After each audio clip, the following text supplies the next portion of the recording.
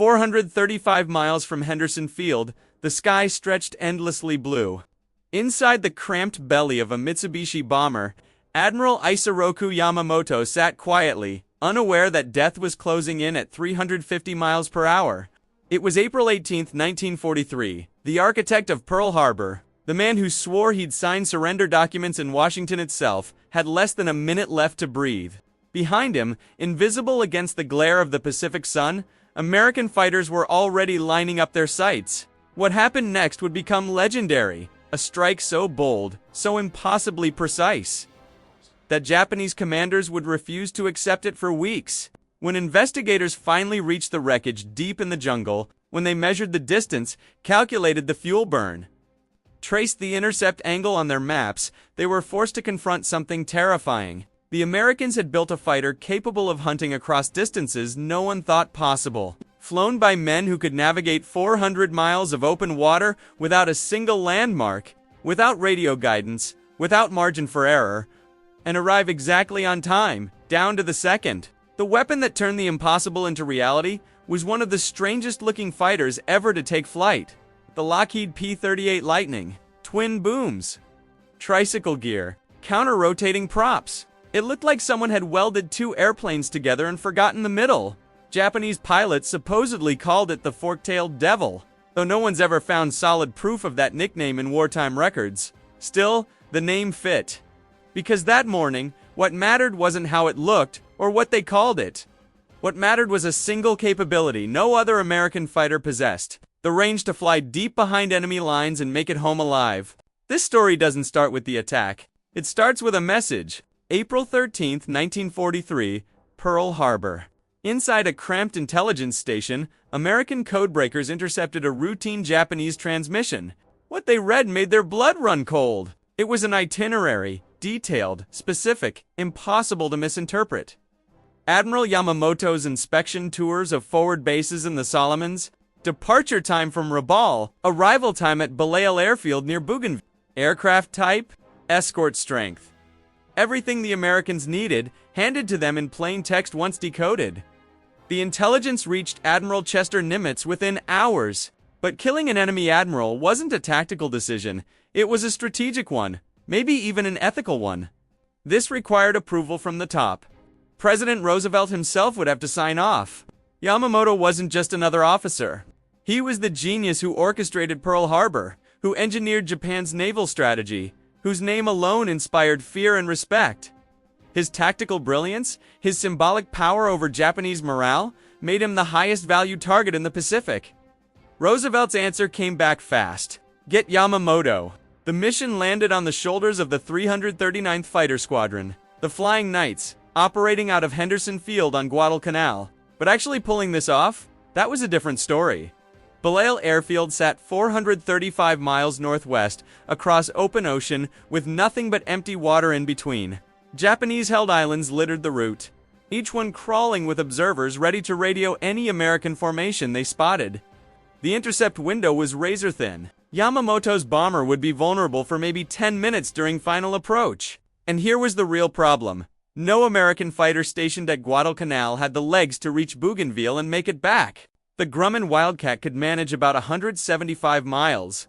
The newer Corsair might stretch to 400, but only if the pilot flew a perfect profile. Never climbed, never turned hard, never touched the throttle. One burst of combat power and you were swimming home? Only one aircraft in the American arsenal could make the trip. The P-38 Lightning?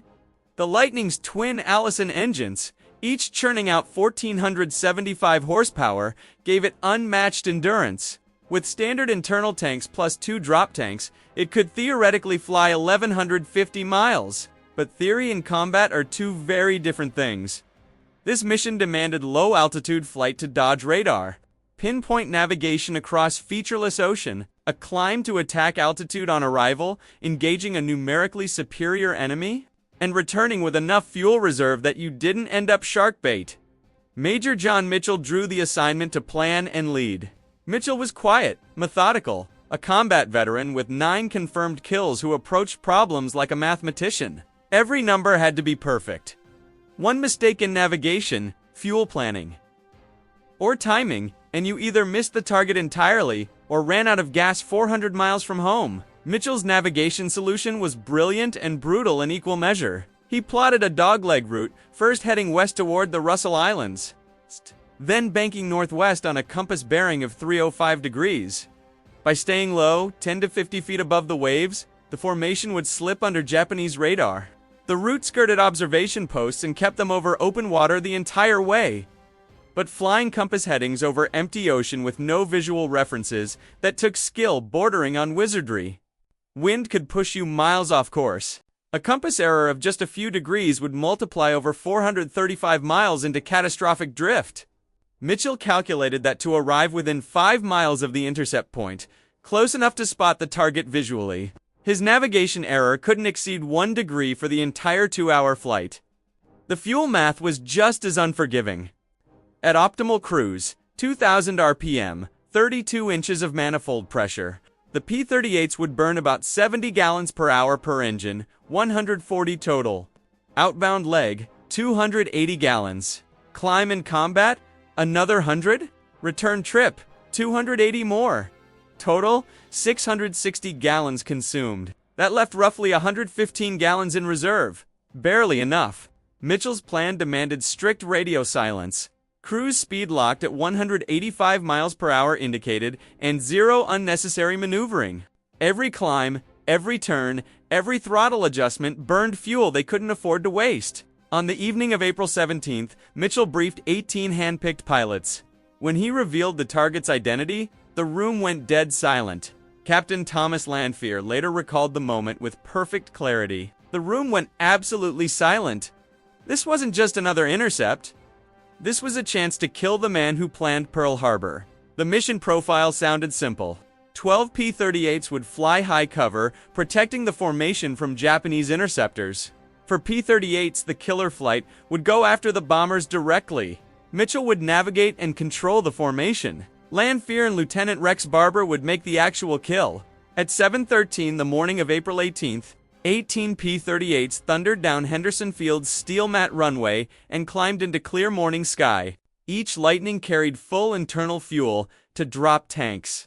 4 50 caliber machine guns with 500 rounds each, and one 20mm cannon loaded with 150 rounds. Total takeoff weight pushed past 18,000 pounds, heavier than these fighters had ever flown operationally. The formation dropped to wave-top altitude and turned northwest. Below them, the Pacific stretched infinite and empty. No landmarks, no navigation aids. Just Mitchell's compass, a stopwatch, and a rendezvous that had to be perfect down to the minute. The P-38's design made long-range navigation survivable. The twin-boom layout positioned engines and props far from the fuselage, cutting cockpit noise and vibration dramatically compared to single-engine fighters. Pilots could fly for hours without the physical exhaustion that crippled Corsair and Wildcat drivers. The tricycle gear provided excellent forward visibility during taxi and takeoff. The counter-rotating propellers eliminated torque effects that made other fighters a handful. But it was the Allison engines that transformed the Lightning into a long-range weapon, unlike air-cooled radials that ran hot and demanded constant temperature management. The liquid-cooled Allisons held steady temperatures indefinitely.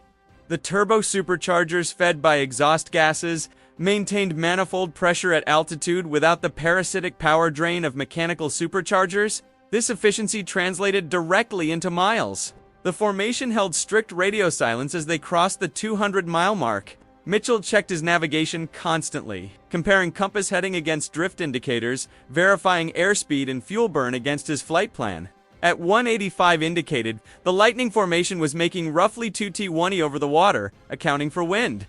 At 0-8-30-3, 1 hour 20 minutes into the flight, the southern coast of Bougainville materialized ahead, exactly where Mitchell's calculations predicted. Navigation error over 435 miles, less than 2 miles. The formation had arrived precisely on schedule. Fuel consumption tracked Mitchell's predictions with surgical accuracy. Then someone spotted aircraft.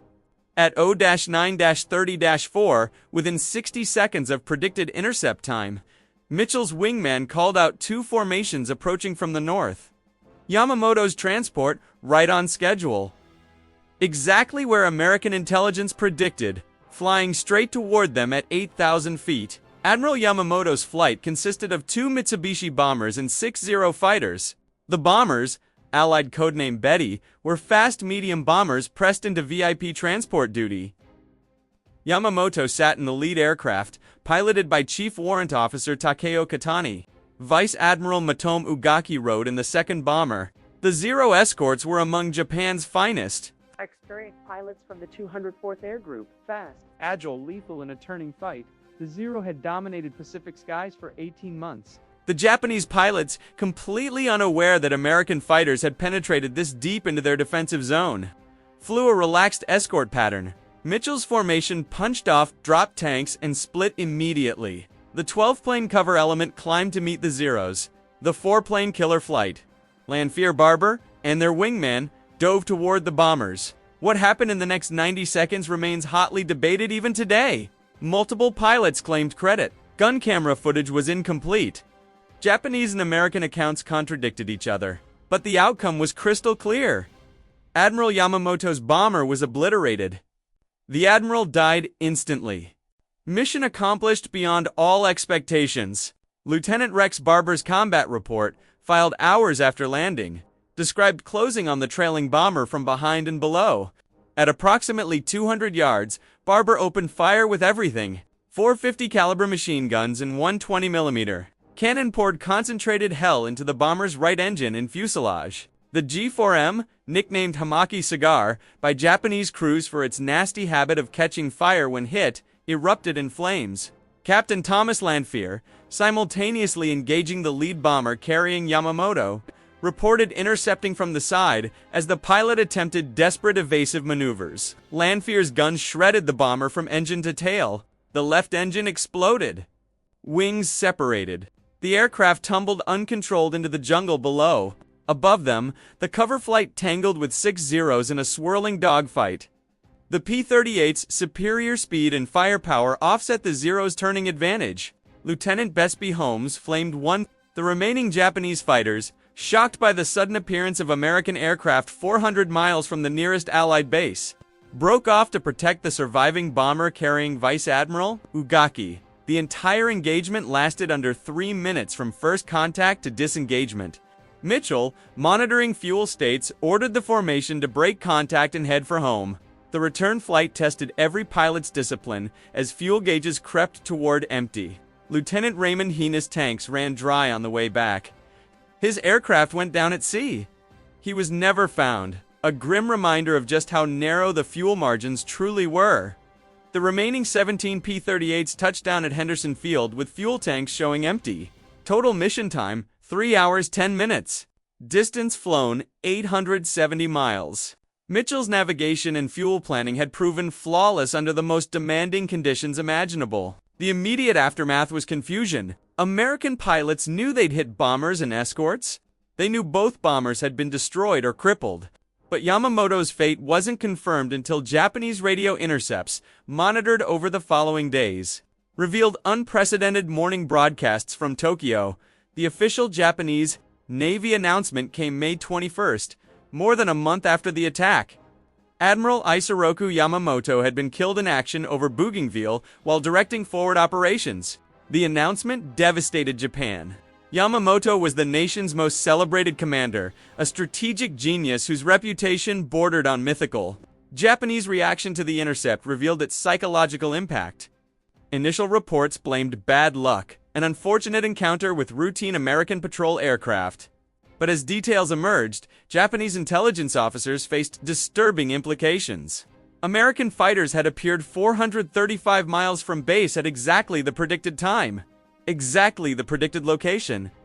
This suggested either impossible luck or something far more troubling. The Americans had cracked Japanese naval codes and could read operational communications in real time. Investigation teams reaching the crash site near Buin found Yamamoto's body still strapped in his seat, thrown clear when the bomber disintegrated on impact. Medical examination confirmed he'd been killed instantly. The debate over whether Lanfear's or Barber's guns delivered the killing rounds would rage for decades. Both pilots' claims supported by different evidence and conflicting eyewitness testimony. The wreckage told its own devastating story. The bomber had absorbed concentrated fire from multiple heavy weapons. The right engine showed catastrophic battle damage. The fuselage was riddled with holes consistent with 50 caliber armor-piercing incendiary rounds. Most significantly, investigators measuring distances from crash site to known Allied bases confronted an impossible calculation. Henderson Field lay 435 miles away. No Allied fighter had ever demonstrated such range. Japanese intelligence files captured after the war revealed their analysis of the Yamamoto strike. Initial assessments dismissed the possibility of planned assassination, attributing the encounter to unfortunate coincidence. But as wreckage analysis continued, as distances were measured and intercept geometry examined, Japanese analysts reached an inescapable conclusion. The Americans had developed fighters capable of operating at ranges previously thought impossible. The P-38 Lightning that made Operation Vengeance possible represented revolutionary thinking in fighter design. When Lockheed started development in 1937, conventional wisdom said fighters should be small, light, nimble. The Lightning was big, heavy, and fast. The twin-boom configuration emerged from practical engineering requirements rather than aesthetic choices. Lockheed's design team, led by Hall Hibbard and Clarence Kelly Johnson, needed to mount heavy armament without the structural complications of firing through a propeller arc. Placing guns in the nose solved the synchronization problem, but required locating engines in wing-mountedness. This unconventional layout provided unexpected advantages. The central nacelle housed pilot, instruments, and all armament. 450 caliber machine guns and one 20mm cannon, creating a concentrated fire package with zero convergence issues. All guns pointed exactly where the pilot aimed. Effective range extended to 600 yards, far beyond the convergence-limited range of wing-mounted guns. The twin Allison engines, each displacing 1,710 cubic inches, produced combined power exceeding any single-engine fighter. More importantly, two engines meant redundancy. P-38 pilots routinely limped home on one engine after battle damage, an option unavailable to single-engine pilots who faced ditching or bailout. The turbo supercharger system gave the Lightning exceptional high-altitude performance, while other fighters suffered power loss above 20,000 feet. The P-38 maintained full-rated power to nearly 30,000. This altitude advantage proved decisive in the Pacific, where Japanese bombers operated at 25,000 feet or higher to avoid anti-aircraft fire, but it was range that made the Lightning irreplaceable. The vast distances separating island bases meant most targets lay beyond single-engine fighter reach. The P-38, with its efficient cruise performance and massive fuel capacity, could escort bombers deep into enemy territory or conduct long-range intercepts impossible for other aircraft. The mission to eliminate Yamamoto demonstrated these capabilities spectacularly. No other American fighter could have made the journey. The Wildcat's maximum range was roughly 700 miles, insufficient even with drop tanks. The Corsair could theoretically reach Bougainville but would arrive with fuel reserves so marginal that any combat maneuvering or navigation error meant ditching at sea. Only the P-38 provided both the range to reach the target and sufficient fuel margin to fight on arrival. The Lightning's Pacific combat record ultimately validated its design philosophy. P-38 units destroyed more Japanese aircraft than any other fighter type. Over 1,800 confirmed victories. The top two American aces, Major Richard Bong with 40 kills and Major Thomas McGuire with 38, both flew P-38s exclusively. Japanese pilots' respect for the Lightning bordered on fear. Unlike the Zero, which traded armor and fuel tank protection for maneuverability and lightweight, the P-38 was a heavily armed, well-protected weapons platform. Japanese pilots discovered that head-on attacks effective against lightly built American fighters like the P-39 were suicidal against the Lightning's concentrated nose armament. Saburo Sakai, Japan's highest-scoring surviving ace, with 64 victories, encountered P-38s over Guadalcanal and later wrote about the experience. The fork-tailed fighter was fast, heavily armed, and could absorb punishment that would shred our fighters. Attacking from behind was dangerous, their firepower devastating. Attacking from ahead was fatal. You flew directly into 8 heavy weapons firing simultaneously. The Lightning was the most dangerous fighter we faced. The strategic implications of Operation Vengeance extended far beyond eliminating one commander. Japanese naval leadership never fully recovered from Yamamoto's loss. His replacement, Admiral Manechi Koga lacked Yamamoto's strategic vision and aggressive instinct. Japanese naval operations became increasingly defensive and reactive. More significantly, the successful intercept demonstrated that American intelligence could penetrate Japanese communications security at the highest levels. Japanese code changes following Yamamoto's death came too late.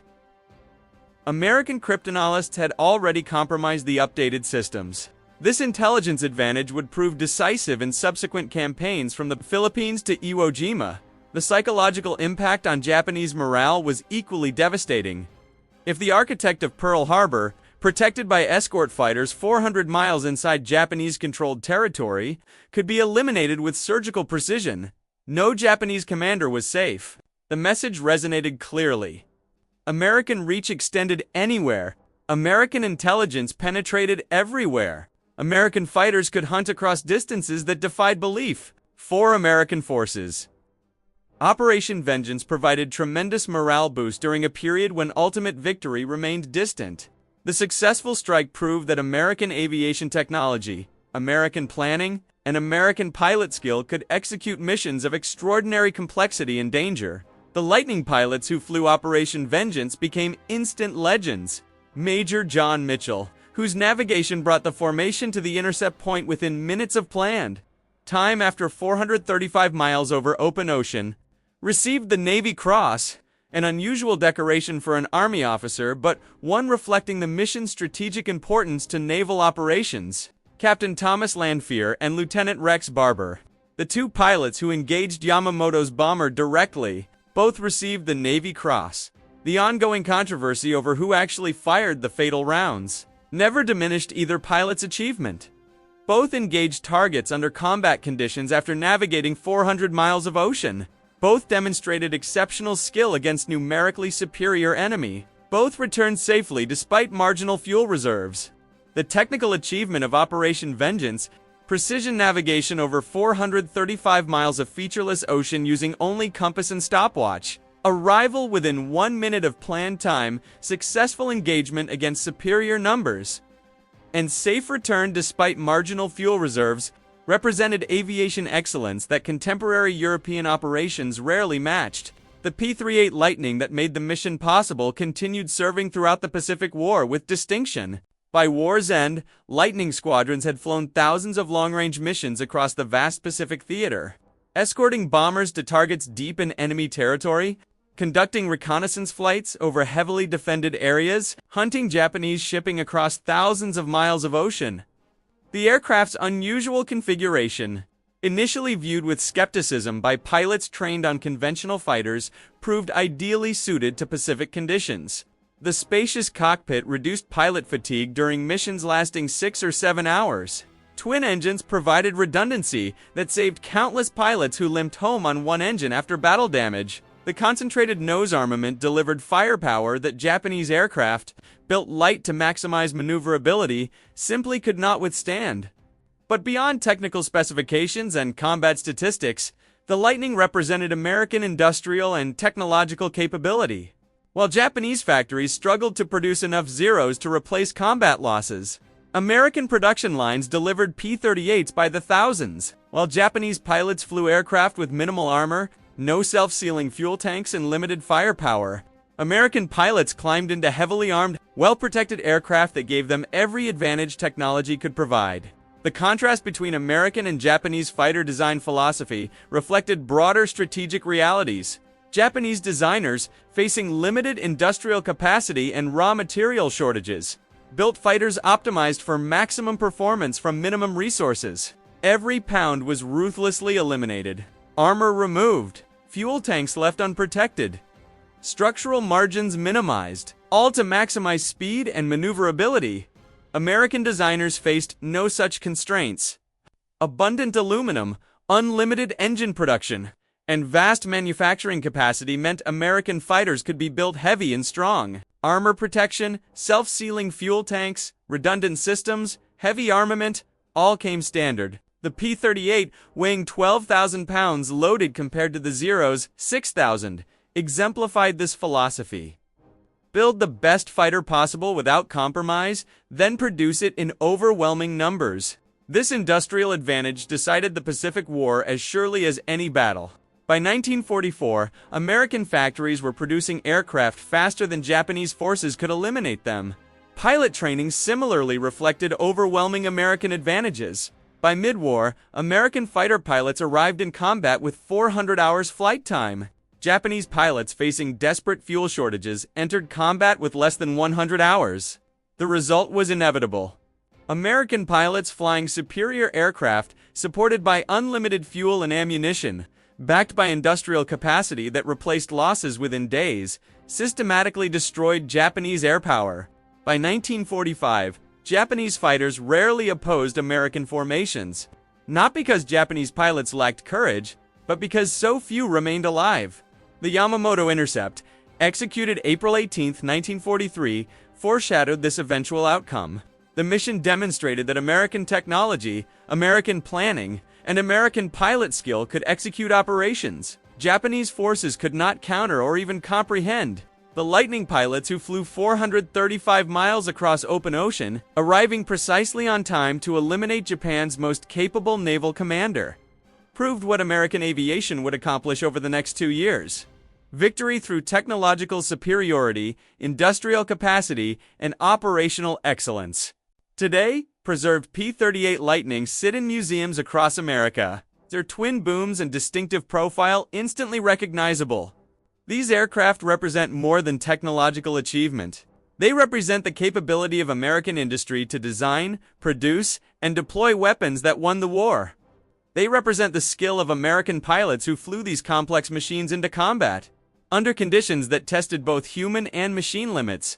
They represent missions like Operation Vengeance, operations so audacious, so precisely executed, that the enemy refused to believe them possible. Japanese pilots who searched the jungle near Buin on April 18, 1943, found wreckage scattered across a hillside and the body of their nation's most celebrated admiral. As they measured distances, calculated intercept geometry, examined the concentrated pattern of battle damage, they confronted a reality that shattered their assumptions. American fighters had hunted across 400 miles of ocean and struck with precision that bordered on supernatural. The fork-tailed devil, whether Japanese truly called it that during the war or the name emerged later, had spoken. Admiral Yamamoto became its most famous victim, eliminated by pilots he never saw, flying aircraft he didn't know existed, guided by intelligence he never suspected was compromised. The mission succeeded because Lockheed engineers built a fighter with unmatched range, because American cryptanalysts broke Japanese codes, because Major John Mitchell could navigate 435 miles over open ocean within a minute of planned time, and because American pilots could execute a mission of extraordinary complexity without error. That combination, technological excellence, intelligence superiority, operational planning, and pilot skill, defined American air power in the Pacific. And on April 18, 1943, above the jungles of Bougainville, it delivered a message that echoed across the Pacific theater. Nowhere was safe. No one was untouchable. American fighters could hunt anywhere their enemies tried to hide. The Lightning that made it possible flew home with nearly empty tanks. Having covered 870 miles in 3 hours, 10 minutes, behind it lay one of the most successful precision strikes in military history. Ahead lay 2 more years of war and thousands more missions. But Operation Vengeance remained unique. The day American fighters flew farther than anyone believed possible and eliminated the man who planned Pearl Harbor. Japanese intelligence officers examining wreckage in the jungle, measuring impossible distances, finally understood what American industry had achieved. The fork-tailed fighter wasn't just another aircraft. It was a weapon that could reach across the vast Pacific, strike with surgical precision, and vanish before defenses could respond. It was in every way that mattered. The weapon Japan could neither build nor counter. And Admiral Yamamoto, whose brilliance had given Japan early victories, who had warned his superiors that America's industrial might would ultimately prove decisive, became proof of his own prophecy. Eliminated by a fighter his nation could never match. Flown by pilots his forces could never train in sufficient numbers. Guided by intelligence his codes could not protect against. 435 miles. Precision navigation across open ocean, perfect timing, overwhelming firepower. Safe return? Operation Vengeance demonstrated everything the P-38 Lightning was designed to achieve and everything American air power would become: unstoppable, inescapable, and absolutely decisive.